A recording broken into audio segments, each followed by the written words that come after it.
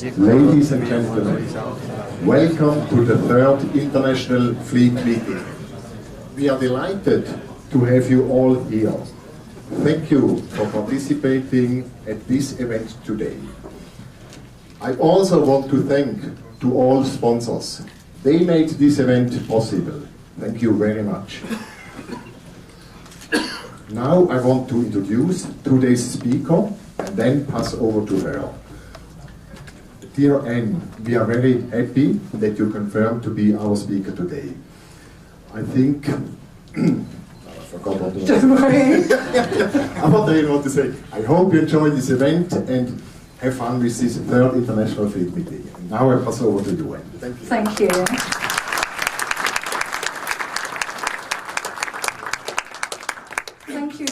It's a real privilege to stand before my fellow colleagues in the international fleet industry, and thank you for inviting me. I'm not normally lost for words, but just in case I have a mental block, I have some notes. So without further ado, let's open the meeting, and I'm delighted to present Jon McNeill, President Global Sales and Service from Tesla.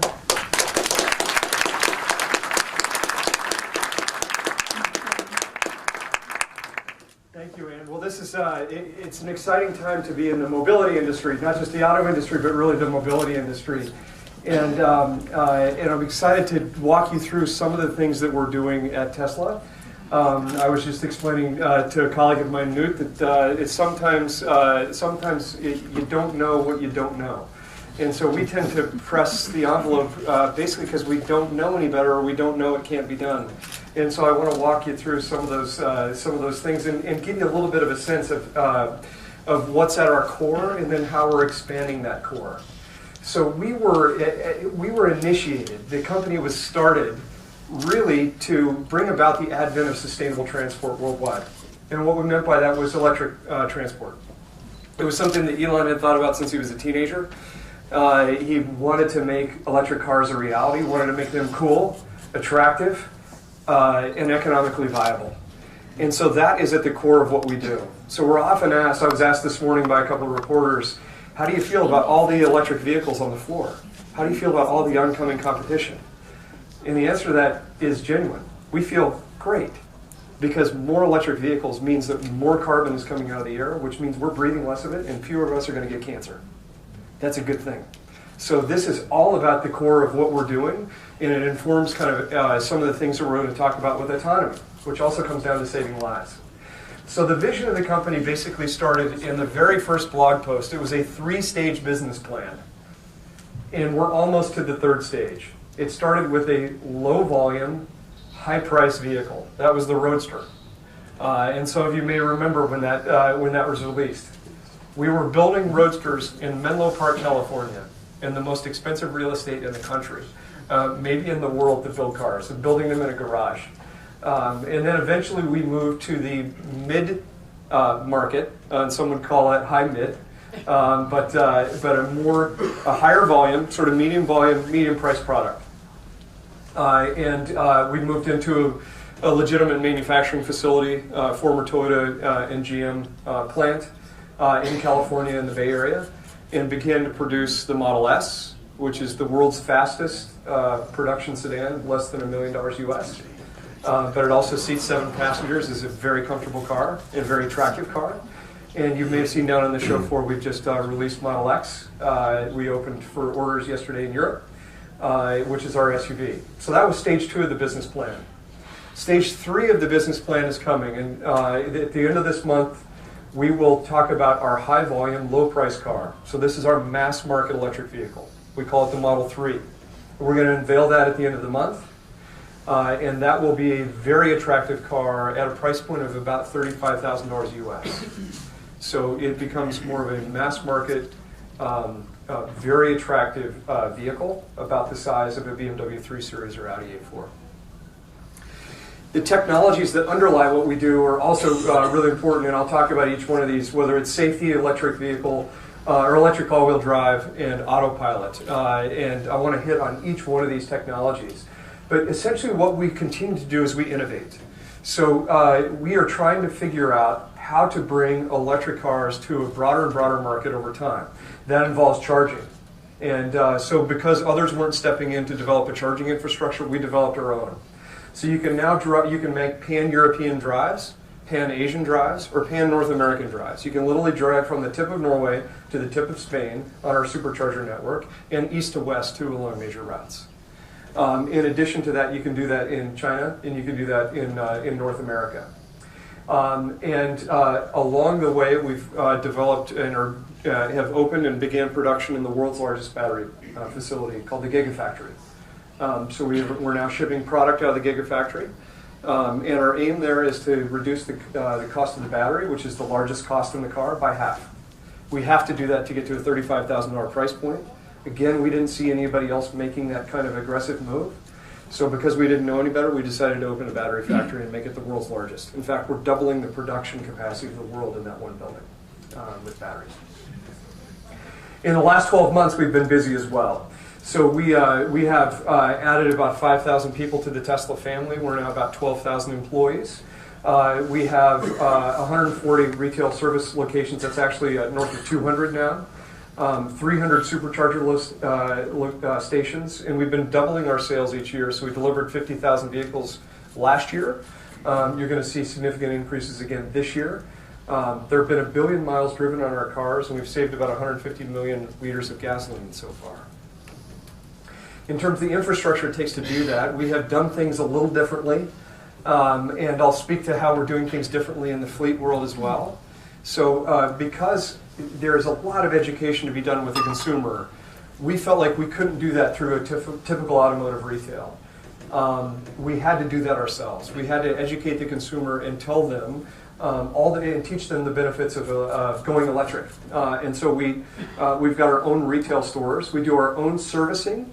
So one of the interesting things that came about early on in the company was that the founder Elon Musk said, if our product breaks, that's our fault. We should not profit off of that. So we run our service centers at a break even. No profit. Very different, as you know, in the typical dealer model where super majority of the profit comes from service. That is not how we run our service centers, and we run them all directly. And we've also got a charging network that is for free. So you can, for those of you who have Teslas in your fleet, you know this. You get a complete savings on the gas card that typically goes along with a combustion engine car that's in your fleet, because this energy is free. And we provide it as part of the adoption benefit or to make electric vehicles viable. In our service centers, as I said, we've got a zero profit service model. And in fact, we actually go to the customer. We try to do what we call an invisible repair, which is minimize downtime and hassle for the customer. So we've got mobile rangers that will come to your home or office to make the repair on the car. And we've got the highest service rating in the industry by more than 10 points. 97% of Tesla drivers say they will drive by a Tesla again as their next vehicle. It's unprecedented in the industry. And we're trying to break the mold in terms of how we service cars and how we service customers and some of the methodology that we use to do that in the end results in a really wonderful customer experience. So I mentioned this is you can make pan-European and pan-North American and pan-Chinese drives on our supercharger network. This is a picture of that supercharger network that we've built up over the past few years. This is high voltage DC to DC charging, which means you can charge your car to about half full in 20 minutes. And so in our longest range cars, that's well over 250, 300 kilometers in a charge. And we provide that technology for free to our customers. And we're willing to open that up to other manufacturers as they come online and their batteries are capacitized enough to be able to accept that charge. Today they're not. You can't put an 11 kilowatt hour battery on a 100 kilowatt hour battery receptacle. You can't do that today. But as other manufacturers advance their technology, we'll be able to do that. As I mentioned, we've now got world-class manufacturing facilities in Fremont, California, in Nevada, and in the Netherlands, in Tilburg here. So we continue to expand our capacity. And we've really engineered the car from a ground-up perspective. First from the battery pack, which is high capacity, But one of the interesting things is that battery pack sits below the center of the wheelbase in the center of the car. So you really do have finally a car with the center of gravity. And when we go to crash test these cars, they're basically unflippable. But what you also get is really amazing road handling, because all the weight of that car is in the center of the car, again, below the center of the wheelbase. So the handling characteristics are unlike any other car. It's a really wonderful car to drive. To increase range from that battery pack, we had to lighten up the chassis as much as possible. And so we use all aluminum construction to do that. We borrow some technology from our sister company, SpaceX, to do very lightweight welds and high-strength welds in the aluminum chassis. And when you combine the battery pack and the aluminum construction, what you get is a 5-star safety rating. And I'll explain some of the engineering behind how that works. At the end of the day, we have what is probably my favorite thing about the car, is it is a rocket ship, literally. An electric motor responds instantly. There's no delay in torque through a transmission. So when you hit the accelerator, that car leaps, and it's actually a thrill. If you haven't been in a Tesla, please come to one of our stores, ask for a test drive. You can go online and schedule one yourself and have that experience. It is literally a thrill to drive a 7-passenger sedan, believe it or not. So those three things are the basic building blocks of our architecture.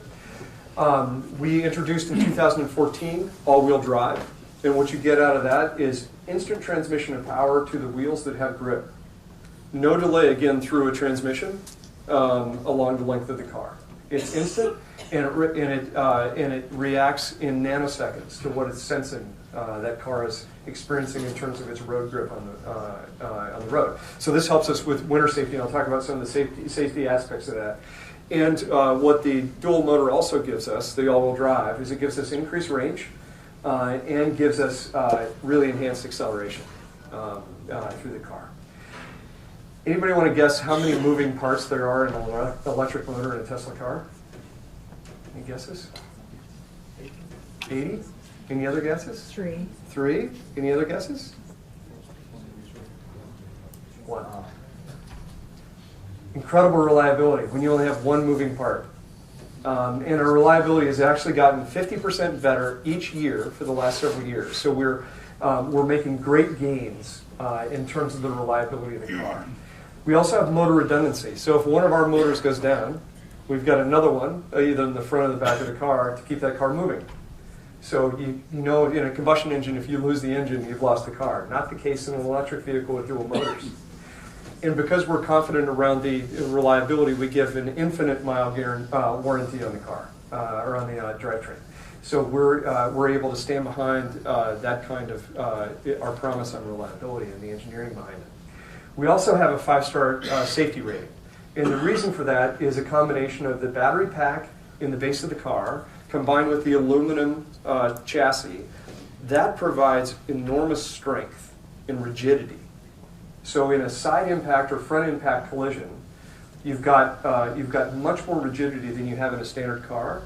But in a front or rear impact collision, you do not have an engine coming into the passenger compartment of the vehicle. So what that means is we've got a lot of space to absorb the energy of that crash and disperse it.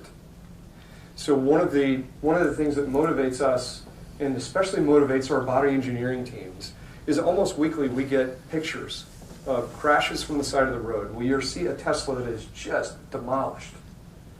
And the note that accompanies these emails is, "I walked away. Thank you. You saved my life." And these are super motivating to us because this car can absorb a lot of front and rear and side impact energy, and the occupants walk away. As some of you know, the side impact crash test along that B pillar is especially rigorous to get through.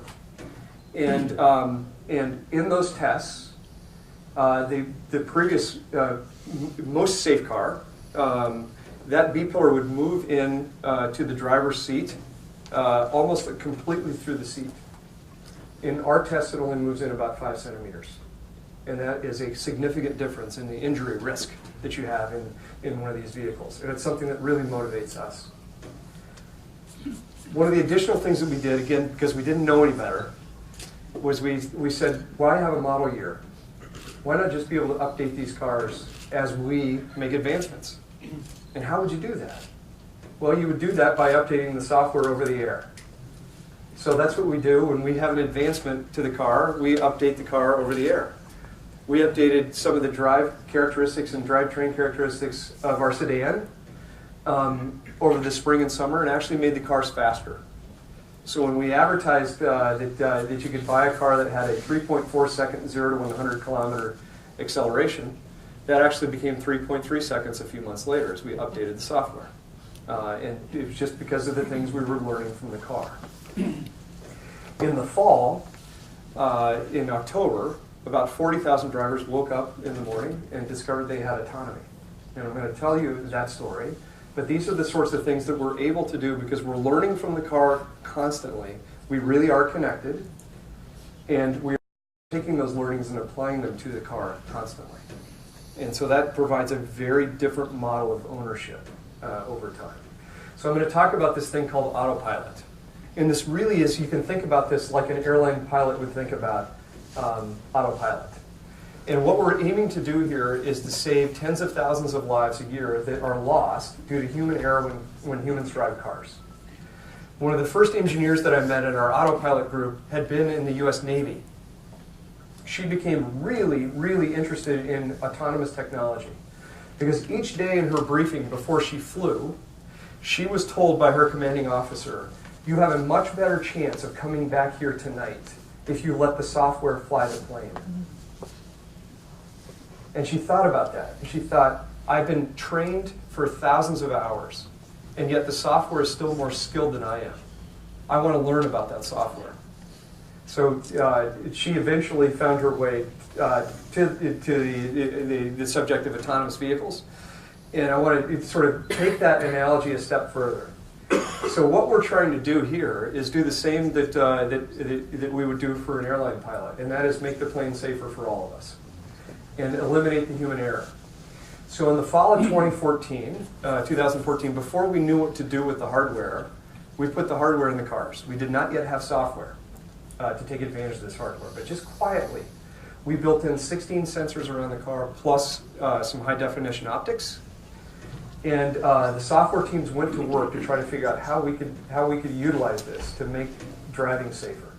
So what you see there is is basically the three components of what now I'll describe as autopilot. We have a high-definition optic, we have ultrasonic sensors around the car, and we have what we call high-precision GPS. So the way this works is that we can sense what's happening around the car and in front of the car. And so whether I'm commuting on the highway, I'll give you my own personal example. When I commute to work each morning, I get a mix of high-speed driving and bumper-to-bumper traffic. And in both of those cases, I have autopilot turned on. And I let the car drive. And the first few times I did it, I was nervous. But now I'm completely comfortable with letting the car drive. Because it actually sees things that I don't. And when I glance down at my phone, the car is driving, and I'm not distracted from my own driving. The car's driving for me. I'm not alone. Each day we have about 1.2 million miles of people driving under autopilot. We get that data back. We learn from that data. We make the autopilot system better. So each month we've increased our use cases for where we handle that we can handle with our software. But basically today, when I'm commuting on the highway, it's almost 100% autopilot today for me. I arrive at work relaxed. I'm not stressed. Bumper-to-bumper traffic doesn't make me angry anymore because I can actually sit and get my emails done, or I can read the paper because the car is taking care of the driving. I actually even do this in central Beijing, believe it or not, where you can sit in traffic for hours in bumper-to-bumper, and the car just handles itself beautifully. Our vision is that over the next 18 to 24 months, we bring that technology not only from the highways and autobahns, but we bring it to the side streets, and we get to full autonomy, where the car can literally drive itself in all conditions. And so each month, we're making further and further steps towards that, and we're releasing more technologies. And you may read about some of the things we've released. You can now press a button on either your app or your key fob, and the car will let itself out of your garage. It will meet you at the front door, all warmed up and ready to go. At the end of the day, you come home, you walk in your front door, you press the button again, it lets itself in the garage and shuts everything down, closes the garage door, and you're fine for the day. It's a mix of technologies where the driver's being assisted. It's auto steering, so it's literally steering itself around the roadways. It'll change lanes when I want it to change lanes. And it parks itself not only in my garage, but if I'm in a city center and I'm driving around and we pass an empty parking spot, I just click a button and the car parks itself in that empty parking spot. So it does its own parking, and it does collision warning, so it keeps me out of trouble. This has a direct impact in the fleet world, in that what we've started to see, because we've got now enough miles since October at 1.2 million miles a day to now, we now see the safety ratings and accident rate of cars that are being driven on a highway under autopilot and cars that are not. It's significantly safer. So we're proving what has been proved in the airline business, which is the software actually avoids accidents, avoids human error. And what that means for fleet is safety. What that safety translates to is a much different insurance calculus. You now have much safer vehicles, and that provides some economic opportunities for the insurance piece of your business. What we're also getting is very high definition GPS data. So we're not just getting road data, we're getting lane data. And we're seeing what happens in lanes under construction, and we're able to apply that intelligence to how the car drives itself. So this is very, very groundbreaking in terms of an ability to gather information at a very high scale that helps the car become even more safe over time. So this is a little bit of a picture of where I live in the Bay Area, and the sort of data that we're collecting each day as folks are driving around these roads. And what our aim is here is not only safety, but people actually love their commute again. Rather than being a stressful, anger-generating event at the beginning of the day or end of the day before you get home, it's actually something that's pleasurable, that you can enjoy media and other things in your car as your car gets more and more able to drive itself. So as I thought about sort of specifically applying this to the fleet market, there are three kind of things that we're working on at Tesla. One is your purchase experience. So for what may be the first time is, as a fleet manager, you can make a central order. You can deal with a central ordering group, and you can actually do this electronically if you like, but you can have a central purchasing capability. What we're also working on developing is a centralized access to data for you. So you can see where those cars are. You can see how they're being driven, how many miles, where they're being driven, how they're being used, what the maintenance is on those cars, the uptime, the downtime. That can be just fed to you in a centralized way. The second thing is because of the reliability, we're able to work with the insurance side of your business and provide data back that helps you quantify the risk and helps you increase the profitability on the insurance experience in your business. And that is a very important aspect, we think, going forward. It's going to really help make the EVs much more affordable, but insurance is going to change as well. So you may see that in our retail market and certain markets of the world, we're testing just a one-click purchase where you get your car financed and insured all in one click and one easy monthly payment. And it turns out that consumers are going for that convenience in droves. So that's another piece of the puzzle we want to bring to the fleet market. And then lastly is our servicing. We want to minimize downtime for you. And so as we increase reliability, we want to bring that reliability to the market to service those cars. And then finally, we want to increase the economics to you, which we think there's an enormous opportunity in terms of gasoline usage. So today, as I mentioned earlier, you give a gas card with the vehicle. That energy cost largely gets reduced to almost disappears with an electric vehicle. And so you've got an opportunity to pass some of those savings along to the driver or share some of those savings back with the fleet owner as well. So I think as the world, as we're seeing out on the floor, starts to migrate to electric mobility. We're seeing a lot of things open up, whether it is economic opportunities in the business, different sales and distribution models, different service models, and certainly different autonomy models. And so rather than holding autonomy back until it was absolutely perfect, we decided to release it to the world so that we could actually gather the data to make it perfect. So we're doing things a little bit differently. And we're absolutely thrilled to be working with you and some of your organizations as your executives, and then some of your fleet members get very curious and beyond curious, get committed to electric mobility. So thank you very much, Ann, for the time to tell Tessa's story, and I'm excited to be a part of this panel with my colleagues. Thank you very much, John. I'm sure